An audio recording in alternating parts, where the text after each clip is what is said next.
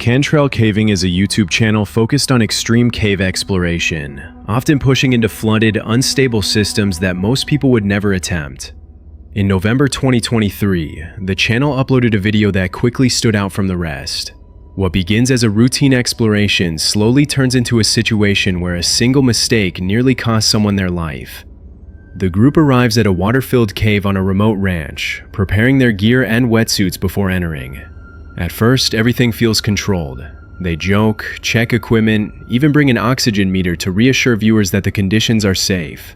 The water is cold, but manageable, and the passage ahead seems wide enough to continue. Confidence is high as they push deeper. As they move farther inside, the cave begins to change. The ceiling lowers, the walls tighten.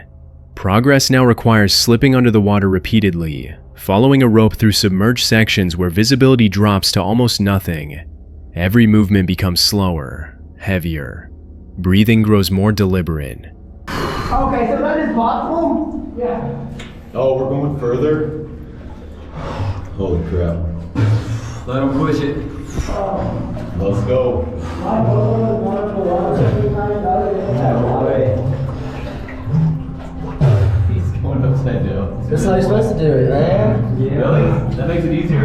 Yeah. I don't like it. Which way did you go, Edward?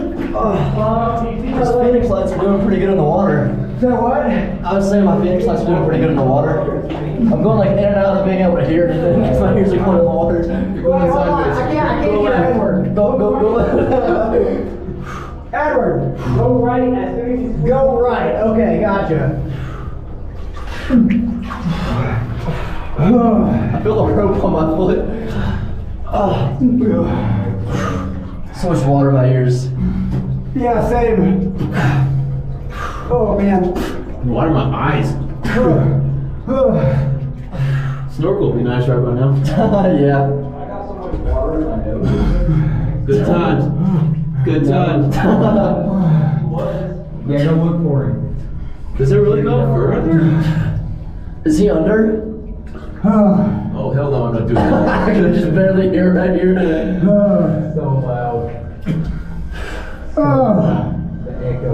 This is the waiting area. One of the cavers commits to pushing forward, determined to reach the end of the mapped passage. The space narrows further than expected. The water presses against the ceiling, leaving almost no air pocket to recover.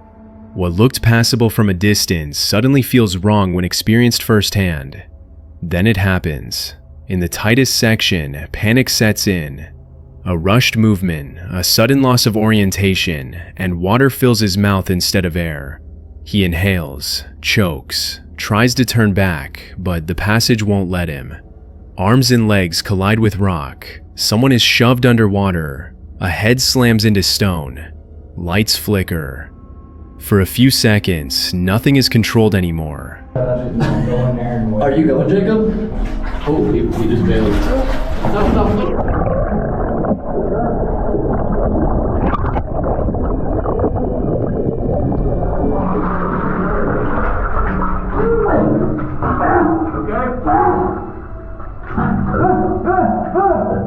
You're good.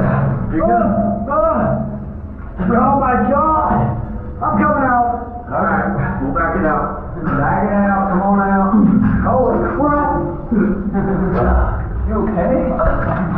You look like the sharpest guy. You like shoved me over the water. I'm sorry, Alex. Dude, he's in full panic mode. Yeah.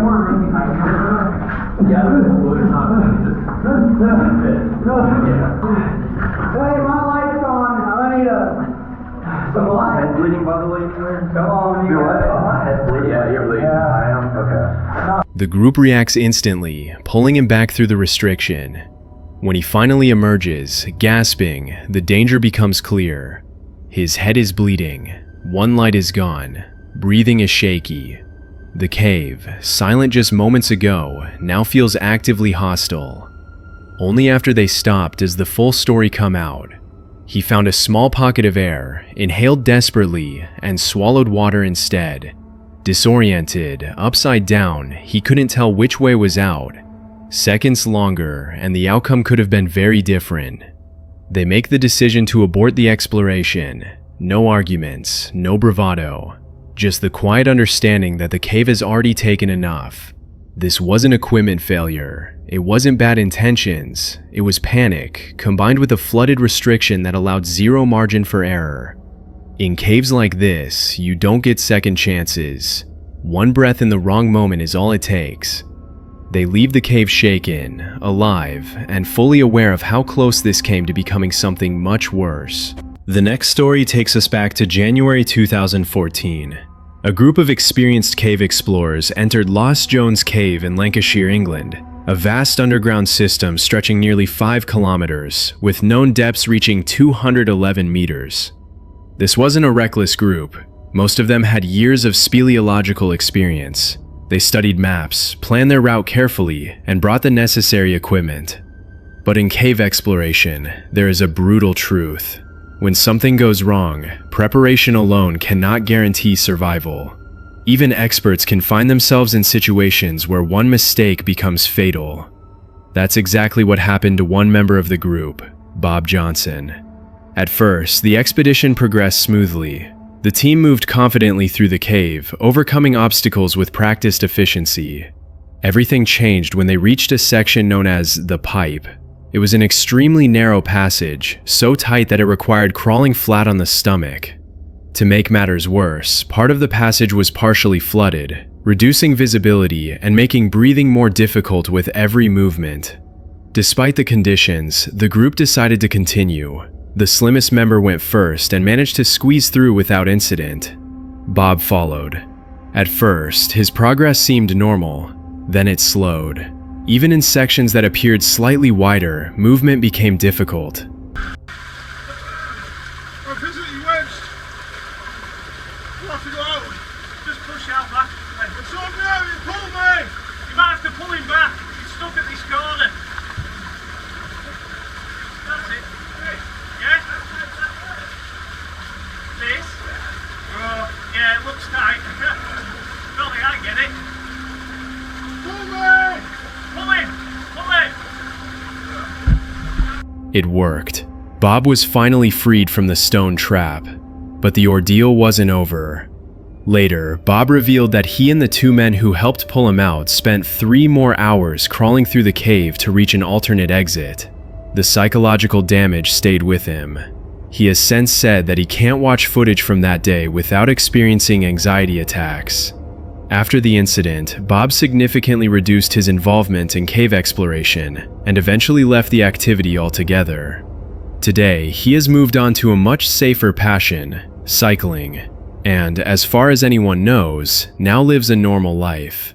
But for a few terrifying minutes inside Lost Jones Cave, experience, planning, and confidence meant nothing, and survival depended on a single decision made in total darkness.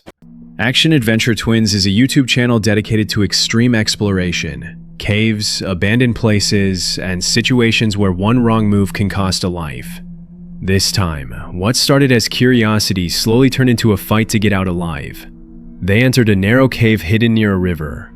At first, everything felt manageable. Tight, uncomfortable, but doable. The cave opened into small chambers, strange formations, fossilized remains locked in stone. Every step forward felt like discovery. Then the water appeared.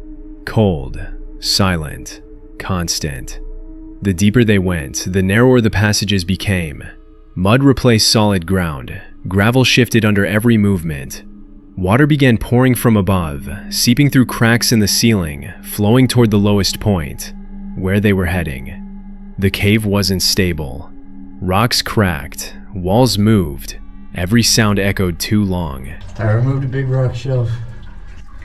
Okay, I'm coming to the horrifying realization that if I move my body, it literally starts to fill itself back in.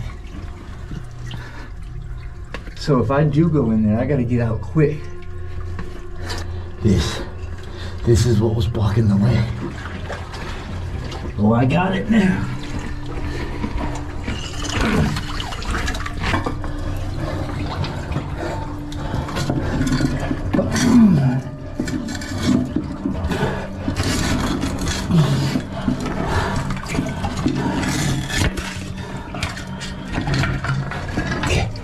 Okay, I couldn't breathe.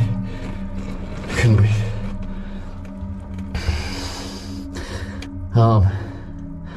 I got jammed up with the shovel. Okay, I'm gonna hold my breath and get the shot for y'all. See if there's something over there.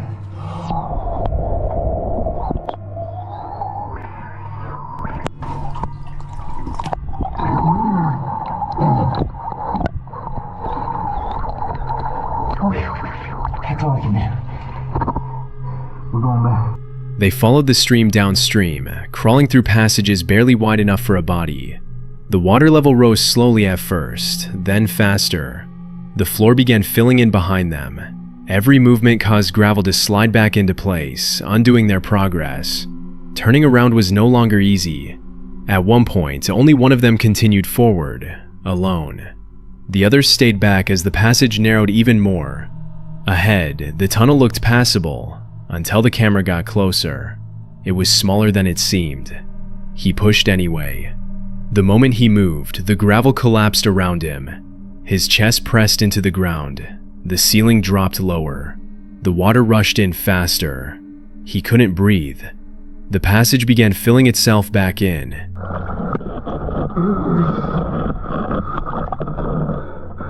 James! I need a hammer and a chisel! I'm stuck back here, dude.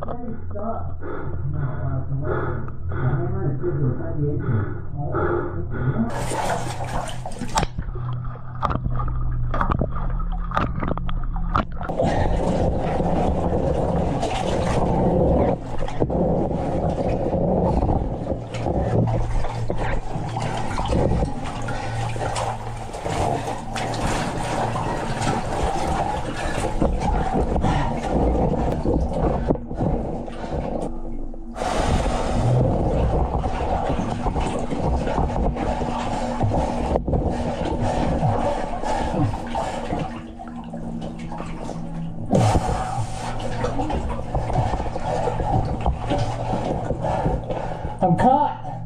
I'm just gonna shove my head underwater. I don't know what to do. Don't splash. Just whatever you do, don't make a wave. Okay.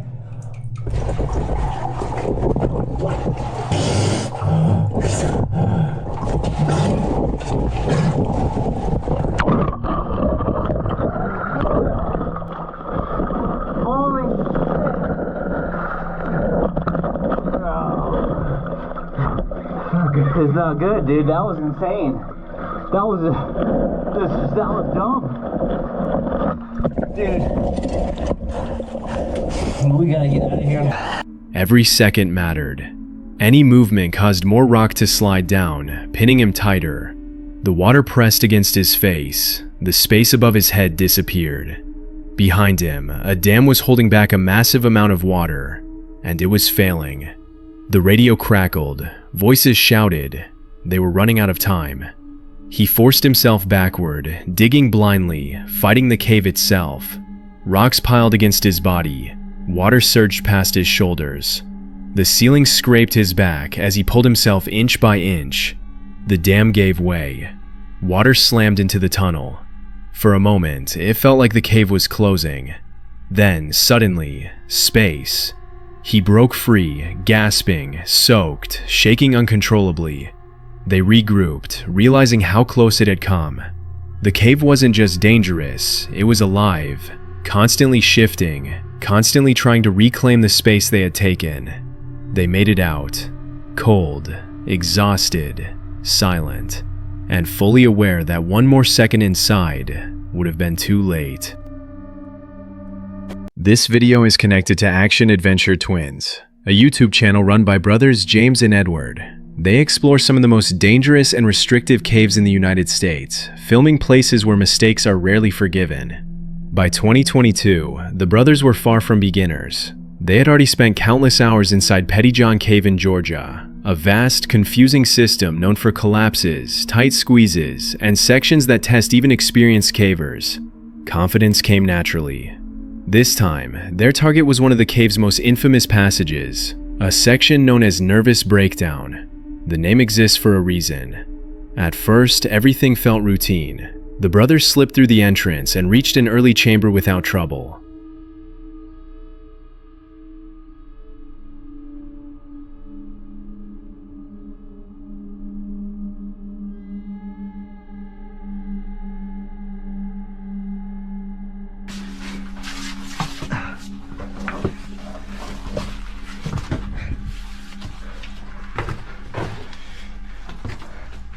Whoa, entrance room.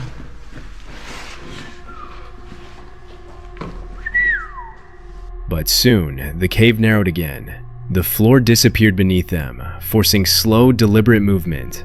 Progress became a crawl. Bodies pressed flat against cold stone, advancing inch by inch through tightening cracks. After roughly 25 minutes underground, they reached their first real hazard, a muddy chamber split by a narrow vertical pit. The only way forward was along the slick edge. A single slip would mean dropping into a slot too tight for rescue, too deep to climb out of. They crossed it. Beyond that point, the environment changed. Rockfalls had altered familiar routes. Passages were blocked. Loose stone shifted under every movement. Navigation became guesswork in complete darkness. Eventually, Edward located what looked like the entrance to Nervous Breakdown itself. To reduce risk, he went first. James stayed behind, acting as backup. That decision almost ended the expedition. Minutes into the descent, Edward called out. No reply. Only silence, dense and absolute. A rope? What? Where does that go? Oh, that's interesting. That is interesting to say the least. I found a rope! Huh. Oh, I don't hear James anymore. Uh-oh. At first, Edward stayed calm. He continued forward, assuming the passage would reconnect.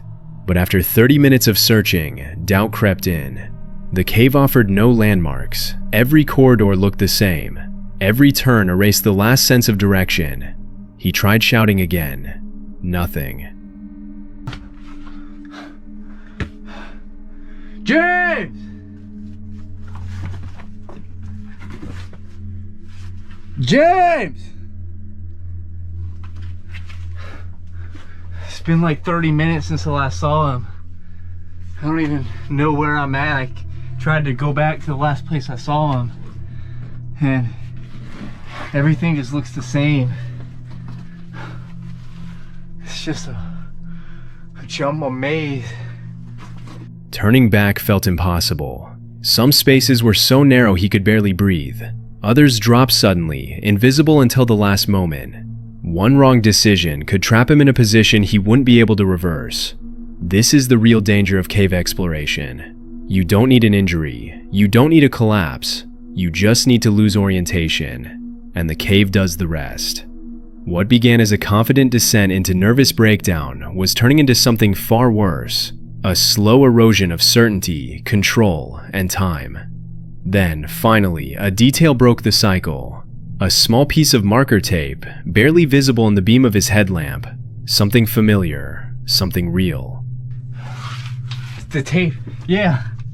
Okay, this tape looks familiar. Oh yeah.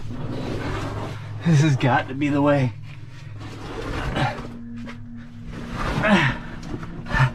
I'm getting close. James! Still nothing. Oh.